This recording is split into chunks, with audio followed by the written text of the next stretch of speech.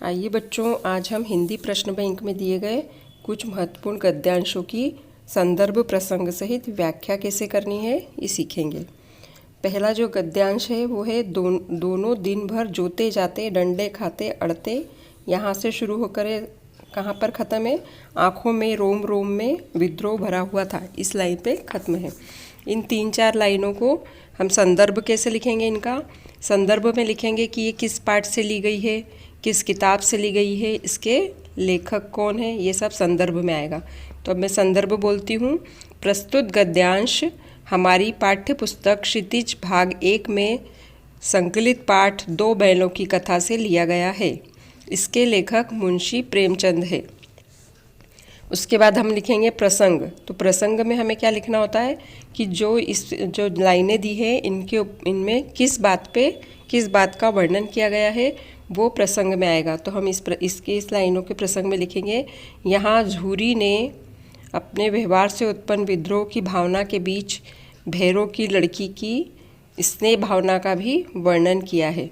इन लाइनों में किसका वर्णन है? झूरी के व्यवहार का, और उसके व्यवहार के कारण जो विद्रोह उत्पन्न हुआ था दोनों बैलों के बीच उसका, और उस लड़की की भावना का वर्णन किया है।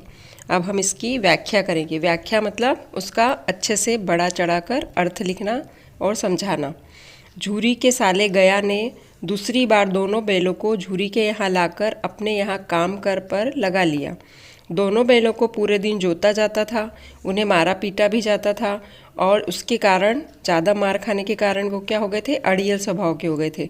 जब वे अड़ जाते थे तो शाम को उन्हें अपने स्थान पर बांध दिया जाता था और रूखा सूखा भूसा खाने को दिया जाता था। रात को जब भैरों की लड़की उन्हें चुपचाप 2 रोटियां खिला जाती थी तो बच्ची के प्रेम के कारण वे रूखा सूखा चारा भी खाकर चुप हो जाते थे, और उसके बाद वे बहुत कमज़ोर हो गए थे। परंतु गया ऐसे व्यवहार के कारण उनमें विद्रोह की भावना उत्पन्न हो गई थी, जिससे वे अड़ियल हो गए थे। ये लाइनें जो लिखी है इसी का अर्थ लिखना है हमको, वो व्याख्या हो जाएगी। संदर्भ में आएगा किस पाठ से लिया गया है, किस किताब से लिया गया है, और उसके लेखक कौन है। प्रसंग में आएगा कि उन लाइनों में किसके बारे में वर्णन किया गया है, किस बात का वर्णन किया गया, और व्याख्या में उन लाइनों का अर्थ लिखना है। ये हमारा पहला जो गद्यांश था ये हुआ। दूसरा गद्यांश है संध्या समय दोनों बैल अपने नए स्थान पहुँचे, यहाँ से लेकर उन्हें बेगाने से लगते थे, यहाँ तक 3 लाइनें हैं। इसमें भी संदर्भ वैसा ही आएगा जैसा हमने पहले वाले में लिखा था। प्रस्तुत गद्यांश हमारी पाठ्य पुस्तक क्षितिज भाग 1 में संकलित पाठ 2 बैलों की कथा से लिया गया है। इसके लेखक मुंशी प्रेमचंद है। ये संदर्भ लिखना है, और प्रसंग बदल जाएगा इसमें। इन लाइनों में जो वर्णन है वो प्रसंग आ जाएगा। तो यहाँ पे प्रसंग है, इस गद्यांश के माध्यम से नए स्थान की अनुभूति का वर्णन लेखक ने किया है। फिर व्याख्या लिखेंगे इसकी। अर्थ, झूरी ने अपने दोनों बैलों को अपनी ससुराल भेज दिया था। दिन भर के भूखे प्यासे वे शाम को अपने नए स्थान पर पहुंच गए, परंतु वहां उनका मन नहीं लगा। दिन भर के भूखे होने के बावजूद शाम को जब उन्हें चारा खाने के लिए नांद के पास ले जाया जाता था तो वे किसी ने भी उसमें मुंह नहीं डाला था, और उनका मन बहुत भारी हो रहा था। झूरी के घर उन्हें अपना घर समझा था और वह छूट गया था, इसलिए उनका मन नए घर में नहीं लग रहा था। नए स्थान में सब कुछ नया था, यहाँ पर पूरे वातावरण में उन्हें परायापन का एहसास हो रहा था। ये पाठ 1 जो है इसके 2 व्याख्या हमारे इसमें महत्वपूर्ण में दी गई है प्रश्न बैंक में। तो दोनों का संदर्भ एक ही होगा, प्रसंग लाइन के अनुसार होगा जो भी लाइनें हैं गद्यांश की, और व्याख्या भी उसके हिसाब से होगी। यदि हमने अच्छे से पाठ पढ़ा है, पाठ की व्याख्या समझी है, तो हम ये व्याख्या बहुत अच्छे से कर सकते हैं। अब तीसरा गद्यांश है, अंततः इस संस्कृति के फैलाव का परिणाम क्या होगा? यह चिंता का विषय है। हमारे सीमित संसाधनों का घोर अपव्यय हो रहा है। जीवन की गुणवत्ता आलू के चिप्स से नहीं सुधरती, न बहुविज्ञप्ति शीतल पेयों से। ये लाइन है हमारे पास, लगभग 2-2.5 लाइन है। इनका संदर्भ हम लिखेंगे। प्रस्तुत गद्यांश हमारी पाठ्य पुस्तक क्षितिज भाग 1 में संकलित पाठ उपभोक्तावाद की संस्कृति से लिया गया है। इसके लेखक श्यामचरण दुबे हैं।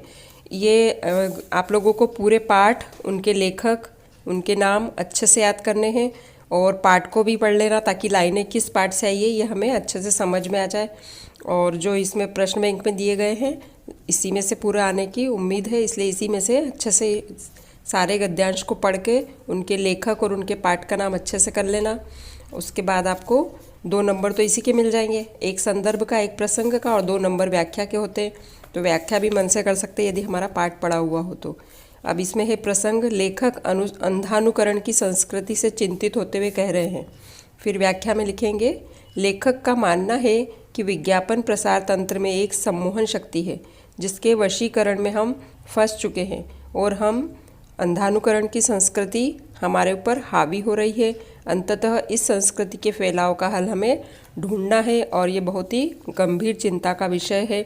हमारे संसाधन सीमित हैं, हम उन्हीं अंधानुकरण के चलते अपना अधिक अपव्यय कर रहे हैं और बहुत ज़्यादा खर्च करते हैं। हम विज्ञापन देख देख कर हम ये भूल जाते हैं कि जीवन की गुणवत्ता आलू की चिप्स व बहुविज्ञप्ति शीतल पेयों से नहीं सुधरती है। और उन्हीं के ऊपर ये लाइनें लिखी गई है। इस तरह से जो भी पाठ होगा उसके लेखक कौन है और उस पाठ का नाम क्या है, और लाइनें क्षितिज भागवत से ली गई है।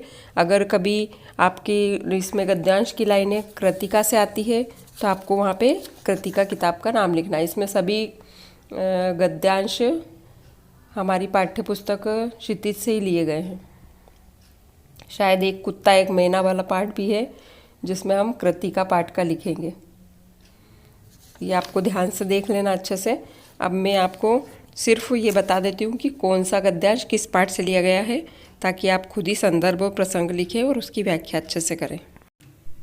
गद्यांश 4 है, मुझे लगता है तुम किसी सख्त चीज़ को ठोकर मारते रहते हो। और ये आखिरी इसकी जो लाइन है, उस पर तुमने अपना जूता आजमाया यहाँ तक। इसका संदर्भ हम लिखेंगे, प्रस्तुत गद्यांश हमारी पाठ्य पुस्तक क्षितिज भाग 1 में संकलित प्रेमचंद के फटे जूते नामक पाठ से लिया गया है और इसके लेखक है हरिशंकर परसाई। और इसमें प्रसंग है, प्रस्तुत गद्यांश के माध्यम से लेखक प्रेमचंद की संघर्षशीलता को स्पष्ट कर रहा है। और फिर व्याख्या आपको लिखनी है। 5वां है, तुम समझौता नहीं कर सके, यहाँ से शुरू होकर तुम्हारी मुक्ति थी यहाँ तक। इसका भी जो संदर्भ है वो यही आएगा, प्रस्तुत गद्यांश हमारी पाठ्य पुस्तक क्षितिज भाग 1 में संकलित प्रेमचंद के फटे जूतक नामक पाठ से लिया गया है और इसके लेखक हरिशंकर परसाई हैं। और इसमें प्रसंग है, इस गद्यांश के माध्यम से लेखक ने प्रेमचंद व उनकी रचना गोदान के पात्र छोरी के जीवन की एक ही कमजोरी को दोनों के कष्टों का कारण माना है। अगला है, लंदन के मंत्रिमंडल का यह मत है कि यहाँ से मिट्टी में मिला दिया गया। इसका संदर्भ आएगा, प्रस्तुत गद्यांश हमारी पाठ्य पुस्तक क्षितिज भाग 1 में संकलित पाठ नाना साहब की पुत्री देवी मैना को भस्म कर दिया गया। ये पाठ का नाम बहुत लंबा है ना। नाना साहब की पुत्री देवी मैना को भस्म कर दिया गया से लिया गया है। इसकी लेखिका चपला देवी है। इसमें प्रसंग है, यहाँ लेखिका ब्रिटिश मंत्रिमंडल के निर्णय के अनुपालन में जनरल आउट्रम द्वारा की गई कार्रवाई का वर्णन करती है। 7वां है, मेरे बचपन के दिन बाबा कहते थे हमको विदुषी बनाएंगे। यहाँ से शुरू है, चारपाई के नीचे जा छिपी तक। इसका संदर्भ लिखेंगे, प्रस्तुत गद्यांश हमारी पाठ्य पुस्तक क्षितिज भाग 1 में संकलित पाठ मेरे बचपन के दिन से लिया गया है और इसकी लेखिका महादेवी वर्मा है। और इसमें प्रसंग आएगा, लेखिका के प्रति उनके बाबा जी की इच्छा को व्यक्त करते हुए वर्णन किया गया है और व्याख्या करनी है। 8वां है, बचपन की स्मृतियों में एक विचित्र सा आकर्षण होता है, यहाँ से परम धाम भेजे जाते थे यहाँ तक। इसमें संदर्भ आएगा, प्रस्तुत गद्यांश हमारी पाठ्य पुस्तक क्षितिज भाग 1 में संकलित पाठ मेरे बचपन के दिन से लिया गया है और इसकी लेखिका महादेवी वर्मा है। और इनका प्रसंग है, यहाँ लेखिका अपने बचपन की स्मृतियों को याद कर रही है। और फिर उसके बाद हम व्याख्या करेंगे। फिर अगला है गद्यांश 9। मैं जब कविता पढ़ता हूँ, जब मेरे सामने यहाँ से शुरू होकर अनेक महिमाशाली घटनाओं में बैठ गई, यहाँ तक है।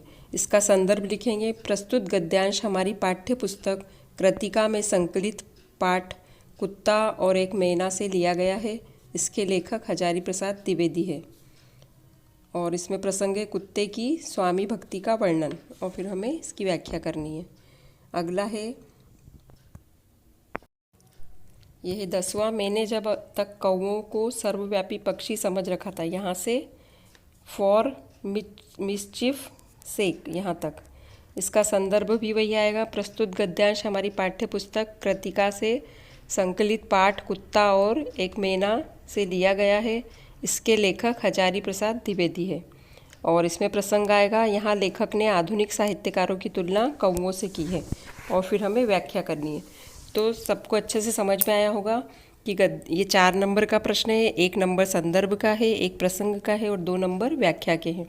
संदर्भ में हमें किस पाठ से लिया है और उस पाठ का नाम क्या है, उसके लेखक क्या है, और प्रसंग में इन पंक्तियों में किस बारे में लिखा गया है, और फिर व्याख्या को अच्छे से जो पाठ पढ़ा है उसको अपने शब्दों में समझकर लिखना है। अपने शब्दों में ही लिखना है, इसलिए अच्छे से इसको कर सकते हो। बस पाठ पढ़ा हुआ होना चाहिए, व्याख्या याद होनी चाहिए और उसका नाम और लेखक का नाम, इतने में आपको पूरे नंबर मिलेंगे।